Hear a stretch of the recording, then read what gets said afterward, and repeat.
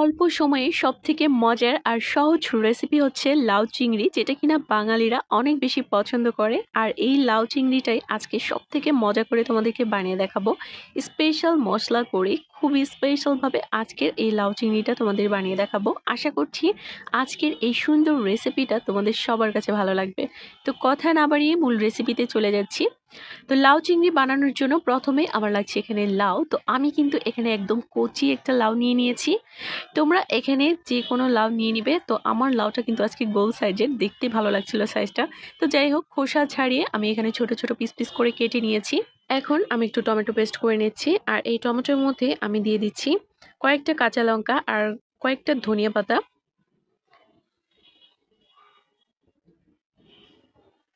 খুব ভালোভাবে পেস্ট করে নিতে হবে।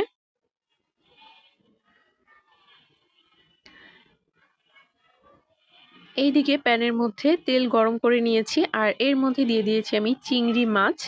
তো চিংড়ি মাছটাকে হালকা করে একটু ফ্রাই করে নিব।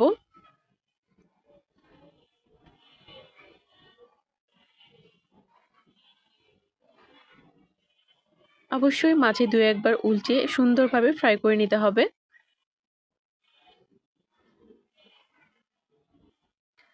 খুব বেশিক্ষণ কিন্তু আমি এটাকে ভাজিনি, অল্প কিছুক্ষণ ভেজেই তুলে নিচ্ছি।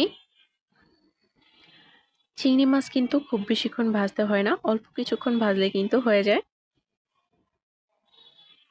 এই তেলের মধ্যে আমি দিয়ে দিচ্ছি একটা তেজপাতা, একটা শুকনো লঙ্কা চিড়ে 2 ভাগ করে দিলাম। দিয়ে দিব এখানে দারচিনি আর এলাচ।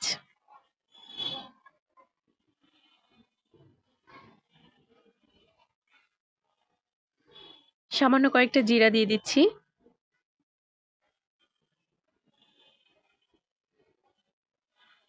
একটু নেড়ে চেড়ে এটাকে একটু ভেজে নিব। আমি কিন্তু আজকের লাউ চিংড়িটা খুবই স্পেশালভাবে বানাচ্ছি, আর চেষ্টা করছি তোমাদের সঙ্গে A to Z সকল টিপস শেয়ার করার। তো দেখো, এখানে আমি দিয়ে দিচ্ছি আদা বাটা। আদা বাটাটা অবশ্যই দেওয়ার চেষ্টা করবে, আদা বাটা দিলে কিন্তু স্মেলটা ভালো আসে, আর এই লাউ চিংড়িটা খেতে অনেক বেশি মজার হয়। যদি হাতের কাছে টমেটো না থাকে সেক্ষেত্রে তোমরা স্কিপ করতে পারো টমেটো আর ধনিয়া পাতাটা। লাউ চিংড়িটা এমনিতেও খেতে বেশ ভালো লাগে, চিংড়ি মাছের খুব সুন্দর একটা স্মেল থাকে। তো এইখানে কিন্তু টমেটো পেস্টটা আমি দিয়ে দিয়েছি, আর সঙ্গে এখানে গুঁড়া মশলাগুলোও দিয়ে দিচ্ছি। প্রথমেই দিয়ে দিয়েছি হাফ চা চামচের মতো হলুদ গুঁড়ো, দিয়ে দিয়েছি হাফ চা চামচের থেকে একটু বেশি লঙ্কার গুঁড়ো, আর হাফ চা চামচের মতো ধনিয়া গুঁড়ো। এখন নেড়ে চেড়ে খুব ভালোভাবে মশলাটাকে একটু কষিয়ে নিতে হবে। প্রথমে আমি হালকা করে একটু ভেজে নিচ্ছি, তারপর মশলাটাকে কিন্তু দেখো খুব ভালোভাবে কষিয়ে নিয়েছি। উপরে এরকম তেল ছেড়ে দিলে এখানে লাউটা দিয়ে দিব। আর লাউয়ের পিসগুলো কিন্তু খুব বেশি বড়ও রাখিনি, আবার একদম ছুরিও করিনি।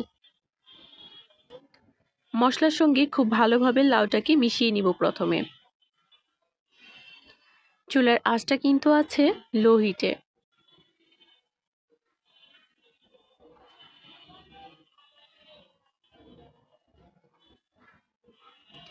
চুলার আঁচটা এখন মিডিয়াম হিটে রেখে আমি ঢাকনা দিয়ে ঢেকে এটাকে জাল করে নিব বেশ কিছুক্ষণ। প্রথমে কিন্তু এখানে জল অ্যাড করা যাবে না, লাউ থেকে কিন্তু বেশ অনেকটা পরিমাণে জল ছেড়ে দিবে। আর এভাবে এটাকে আমি বেশ কিছুক্ষণ জাল করব। তো এর মধ্যে দিয়ে দিচ্ছি আমি লবণ। লবণ দেওয়ার ফলে কিন্তু লাউটা খুব দ্রুতই নরম হয়ে আসবে। খুব ভালোভাবে আরও একটু মিশিয়ে ঢাকনা দিয়ে ঢেকে জাল করব মিডিয়াম হিটে।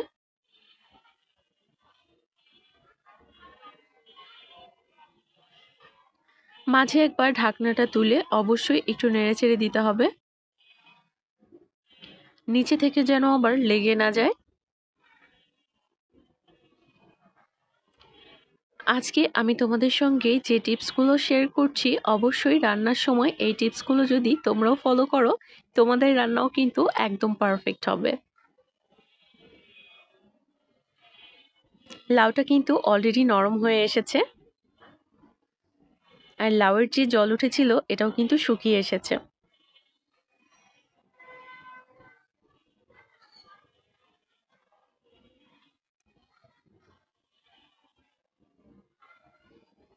তো এই পর্যায়ে কিন্তু আমি এখানে 1 বাটির মতো জল অ্যাড করে দিব। লাউটা কিন্তু অলরেডি সিদ্ধও হয়ে এসেছে। জাস্ট জলটা দিয়ে আরও একটু জাল করে নিব। খুব বেশি জল কিন্তু এখানে দেওয়া যাবে না, তাহলে কিন্তু লাউ চিংড়িটা খেতে একদমই ভালো লাগবে না। এই মাপটা কিন্তু অনেক বেশি ইম্পর্ট্যান্ট। তোমরা কতটুকু লাউ দিয়ে রান্না করছো, খুব বেশি জল কিন্তু একেবারেই দিবে না। আমি যেমন এখানে 1 বাটি দিয়েছি, তোমরা যদি একটু বেশি লাউ নাও সেই ক্ষেত্রে তোমরা 1.5 বাটি অথবা 2 বাটি, এর উপরে কিন্তু জল এখানে দেওয়াই যাবে না। মোট কথায় লাউ চিংড়ি রান্না করতে সময়টা খুবই কম লাগে। আমি কিন্তু ভিডিওটা কাটছাঁট করেছি খুবই কম।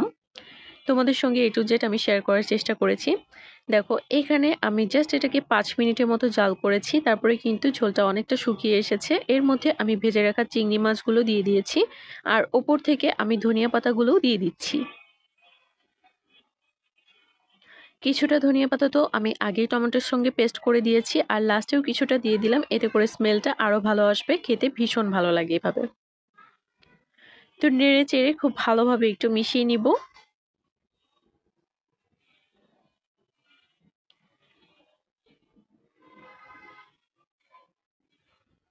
আমি এটাকে আরও 2-3 মিনিটের মতো একটু রান্না করে নিব। আর লাস্টের দিকে চেষ্টা করবে ঢাকনা দিয়ে একটু ঢেকে দেওয়ার, এতে করে কিন্তু স্মেলটা ভালো থাকবে। দেখো কত সুন্দর একটা কালার এসেছে, তাই না? ঝোলটাও কিন্তু অনেকটাই শুকিয়ে এসেছে। লাউ চিংড়ি রান্না করতে কিন্তু খুব বেশি মশলার প্রয়োজন হয় না। চিংড়ি মাছের এত সুন্দর একটা স্মেল যে এইটা খেতে এমনিতেই অসাধারণ লাগে। তো আজকে কিন্তু আমিও চেষ্টা করেছি মশলার পরিমাণটা মানে খুবই সামান্য দেওয়ার। তো একদম লাস্টে আমি এখানে দিয়ে দিচ্ছি 1/4 চা চামচের মতো ভাজা জিরার গুঁড়া। আর খুব ভালোভাবে নেড়েচেড়ে একটু মিশিয়ে নিচ্ছি।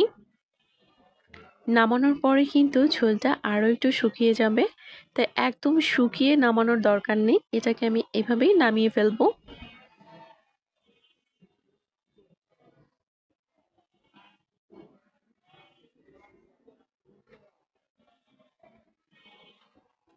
এই লাউ চিংড়ি দিয়ে কিন্তু প্লেট ভর্তি ভাত খেয়ে নেওয়া যায় অনায়াসেই, এতটা মজার হয়।